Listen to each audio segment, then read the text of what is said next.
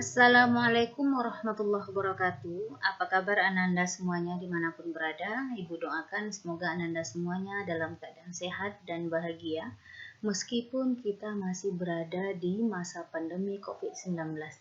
Baiklah Ananda semua, materi layanan bimbingan dan konseling kita pada kesempatan kali ini kita akan membahas tentang manajemen diri di masa pandemi COVID-19. Sebelumnya kita bahas dulu apa itu pandemi. Pandemi adalah penyakit yang menyebar secara global, meliputi area geografis yang luas. Menurut Organisasi Kesehatan Dunia (WHO), pandemi ini tidak ada hubungannya dengan tingkat keparahan penyakit, jumlah korban, atau infeksi. Sementara COVID-19 itu adalah singkatan dari Coronavirus Disease 2019. Kasus pertama penyakit ini terjadi di kota Wuhan, Cina pada akhir Desember 2019. Setelah itu, COVID-19 menular antar manusia dengan sangat cepat dan menyebar ke puluhan negara termasuk Indonesia hanya dalam beberapa bulan. Berikut adalah istilah-istilah terkait dengan COVID-19. Yang pertama adalah social distancing. Social distancing atau pembatasan sosial adalah menghindari tempat umum, menjauhi keramaian, dan menjaga jarak optimal 2 meter dari orang lain. Dengan adanya jarak, penyebaran penyakit ini diharapkan dapat berkurang. Selanjutnya adalah isolasi dan karantina. Kedua istilah terkait virus corona ini merujuk pada tindakan untuk mencegah penularan virus corona dari orang yang sudah terpapar virus ini ke orang lain yang belum.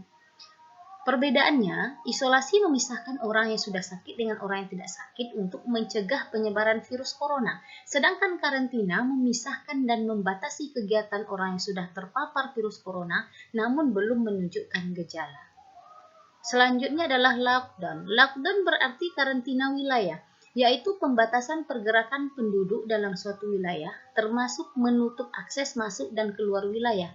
Penutupan jalur keluar masuk serta pembatasan pergerakan penduduk ini dilakukan untuk mengurangi kontaminasi dan penyebaran penyakit COVID-19.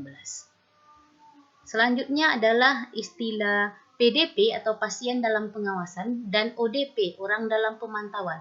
PDP dan ODP merupakan definisi yang digunakan untuk mengelompokkan individu berdasarkan yang pertama, gejala demam atau gangguan pernafasan, riwayat perjalanan ke daerah pandemi infeksi virus corona, atau tinggal di daerah tersebut selama 14 hari sebelum gejala timbul. Riwayat kontak dengan orang yang terinfeksi atau diduga terinfeksi COVID-19 dalam 14 hari sebelum gejala timbul. Secara umum, ODP dan PDP bisa dibedakan dari gejala yang dialami. Pada ODP, gejala yang muncul hanya salah satu antara demam atau gangguan pernafasan, seperti batuk, pilek, sakit tenggorokan, dan sesak nafas. Sedangkan pada PDP sudah ada gejala demam maupun gangguan pernafasan. Selanjutnya adalah OTG atau orang tanpa gejala. OTG merupakan istilah yang digunakan untuk orang yang positif terinfeksi virus corona tetapi tidak mengalami gejala atau gejalanya sangat ringan. OTG tetap harus melakukan isolasi mandiri di rumah selama 14 hari, dipantau melalui telepon oleh petugas pemantau dan melakukan kontrol setelah 14 hari isolasi mandiri. Selanjutnya adalah PSBB atau pembatasan sosial berskala besar. Sesuai dengan peraturan Menteri Kesehatan yang dikeluarkan untuk penanganan COVID-19, beberapa daerah di Indonesia memperlakukan pembatasan sosial berskala besar. Selama PSBB, pemerintah daerah akan melakukan beberapa hal berikut ini: peliburan sekolah dan tempat kerja, pembatasan kegiatan keagamaan, pembatasan kegiatan di tempat atau fasilitas umum, pembatasan kegiatan sosial budaya, pembatasan moda transportasi, pembatasan kegiatan lainnya khusus terkait aspek pertahanan dan keamanan. Nah, bagaimana cara mengatasi penularan COVID-19? Pemerintah lagi menggalakkan 5M. Apa itu 5M? Mencuci tangan dengan benar, menggunakan masker, menjaga daya tahan tubuh atau imun tubuh, menerapkan jaga jarak atau yang kita kenal dengan social distancing dan physical distancing, membersihkan rumah dengan disinfektan secara rutin. Nah, sekarang kita berada di era new normal. Apa itu new normal? New normal adalah kebiasaan atau perilaku baru berbasis pada adaptasi untuk membudayakan perilaku hidup bersih dan sehat. Dan 5M tadi merupakan salah satu bentuk adaptasi baru tersebut.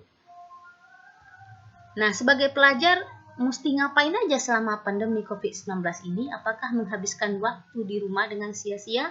Yuk kita belajar tentang manajemen diri agar tetap produktif selama pandemi ini. Efek pandemi COVID-19 ini memang sudah terasa pada setiap lini, termasuk dalam bidang pendidikan.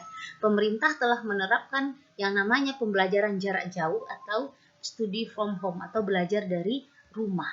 Tidak datang ke sekolah bukan berarti libur, tapi mengalihkan tempat belajar dari sekolah ke rumah, mengalihkan cara belajar dari tatap muka dengan pembelajaran jarak jauh. Perlu diingat sekali lagi, tidak ke sekolah bukan berarti libur, tapi hanya mengalihkan tempat belajar dan cara belajar. Nah, ada yang bilang bahwa belajar jarak jauh itu boros pulsa. Mari kita bandingkan biaya antara belajar tatap muka dengan belajar jarak jauh. Jika belajar ke sekolah, kita butuh yang namanya biaya beli bensin, terutama para siswa yang rumahnya agak jauh dari sekolah. Kita butuh ongkos. Kemudian kita butuh uang jajan di kantin.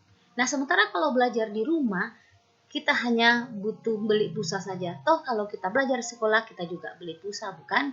Nah, kira-kira mana yang lebih banyak biayanya? Nah, selama belajar di rumah, kita harus tetap mengembangkan potensi. Selain belajar, kita harus bisa memanage waktu agar kita bisa melakukan hal-hal yang positif lainnya. Apa contohnya?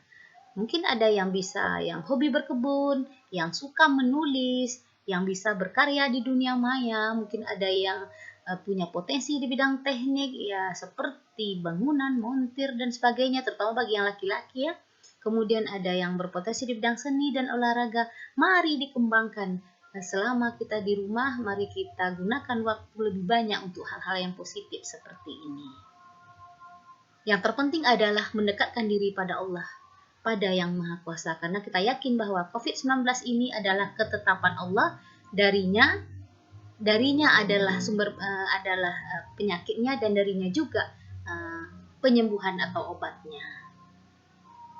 Sungguh indah warna pelangi sejak fajar sudah bercahaya. Menjalani hidup di tengah pandemi, mari diisi dengan ibadah, belajar, dan berkarya. Terima kasih, silakan subscribe, komen, like, and share jika Anda semua merasa materi ini bermanfaat. Assalamualaikum warahmatullahi wabarakatuh.